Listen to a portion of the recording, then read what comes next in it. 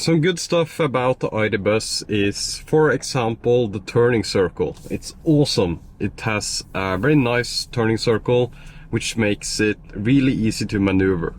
This is in contrast to, for example, my Tesla Model 3, which has horrible turning circle.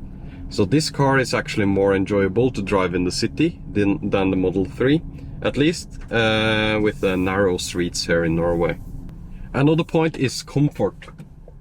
It has surprisingly nice comfort for a van. It feels similar to the ID.4. It's almost the same car really, just taller and longer. So the comfort is nice. It's not super awesome or amazing or like the e-tron or similar, but it works. It's comfortable. It's much more comfortable than my Tesla Model 3, than the Tesla Model Y, and yeah, as you can see, it's super narrow here. God damn. Okay, so the comfort is nice. Like you can see on this super bumpy, horrible road, I don't feel the bumps that much, so it's impressive for a spring setup. And the comfort also translates to sound isolation. It's pretty quiet. It will make noise on the highway because of the shape, of course it will, but it's surprisingly silent, and it doesn't feel like a van at all. It feels more like a car.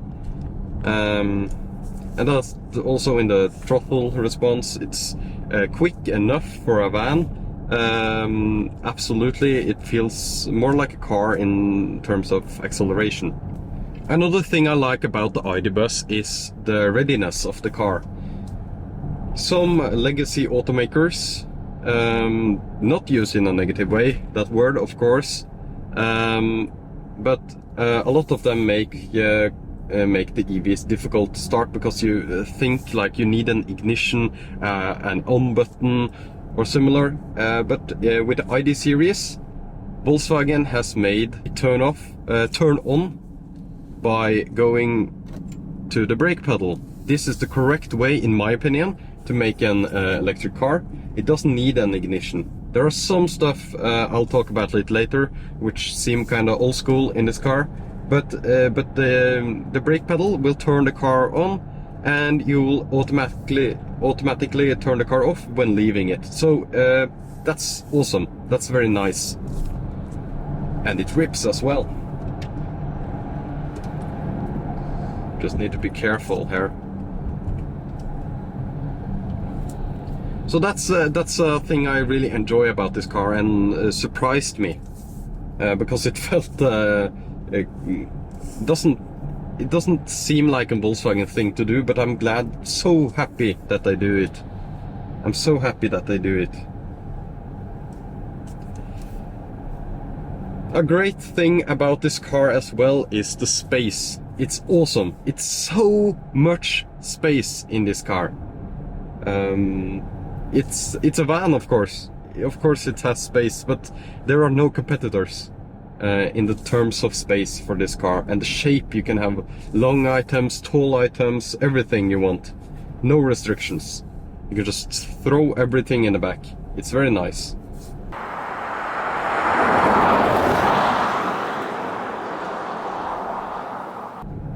Price. We need to talk about price. This car aspect is around 55k euros. It's expensive, but it also doesn't have competitors. This is a van with 400 plus kilometer range, stated in WLTP, of course. It's less in the real world, but it's double the range of the competitor vans. So the price is, in my opinion, kind of justified in that sense that it doesn't have competitors that offer a better package for the same price.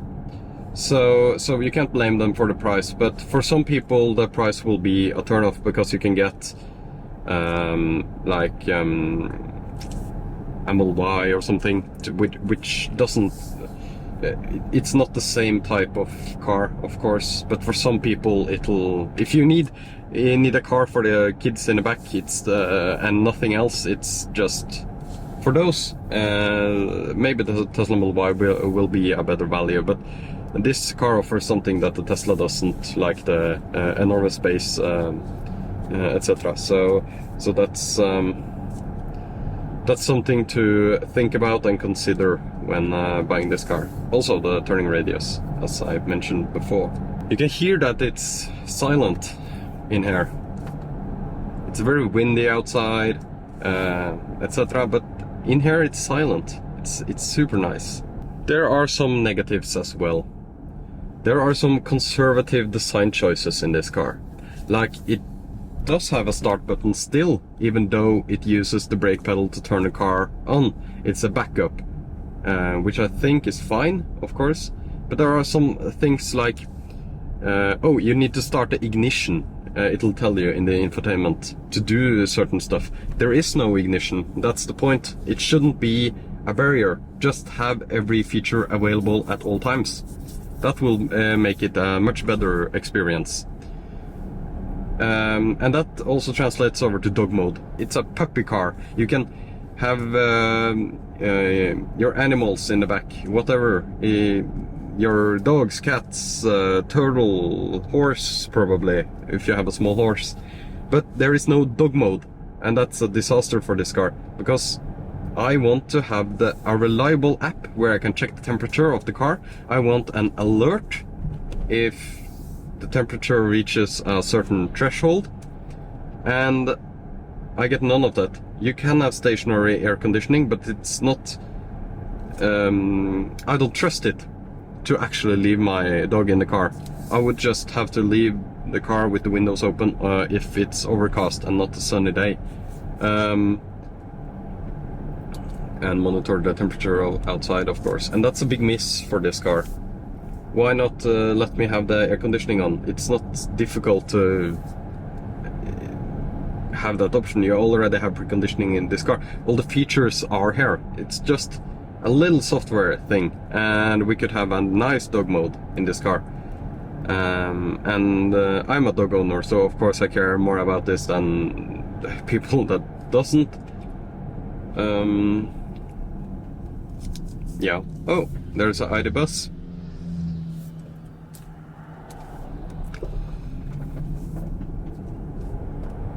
Actually, I think this car was Car of the Year in Norway in 2022. It's a very nice family car. So there are quite a few sold in Norway. Another thing is that the infotainment is laggy. Unfortunately, the infotainment is laggy. And that's a Volkswagen thing. It's better with the 3.2 software than the 3.0. I think I tried the last time I had the ID.Buzz. But it's laggy, and it's also lagging behind others. Like if you try a Polestar or Tesla, you'll get a much snappier experience. You'll get more features, and it'll be easier to adjust things on the go while you're driving. Actually, it's a safety feature to have a responsive touchscreen, since so many features are there on all cars now. Not just Tesla that has everything on the screen. Others have almost all the same features on the screen as well. So you need a snappy screen. It's a safety feature.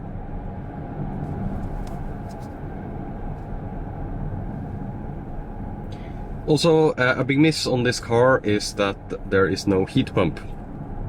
There is no heat pump in this car. That's super stupid. And I know it'll come later on, because there was a components shortage when this car initially was in production, I think. They decided to not go with a heat pump, which reduces the range in the winter here in Norway, and by a lot. I know Kyle from AutoSpec did a road trip. He did a highway range test actually in Norway with this car, and it kind of sucks when it's cold out. For my use, it's fine in the summer. I've done road trips with this car. I love it. But in the winter, the range is reduced due to not having a heat pump.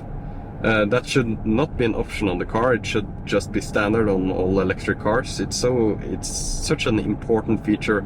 Just yeah, include it on all car, mass produce the heat pump, make it affordable to put in all the cars, and just have it as standard.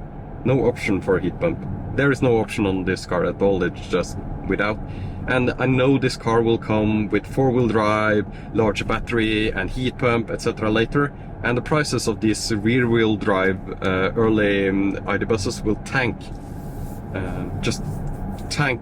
So maybe that's an option to pick up this car if you're not interested in a large battery or heat pump, etc. Another thing is that I mentioned 10 times in this review that I came from a Tesla before trying this. I've tried a lot of other cars as well, as you can see on my channel, but I've spent most time in a Tesla.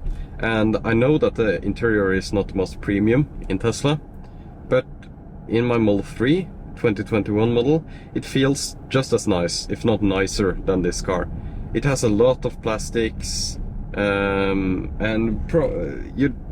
this car even has the seat upgrade, etc. And the seats material feels nice, but everything else feels very cheap. And another thing, and I'll show you now, is the wipers. They make a weird noise.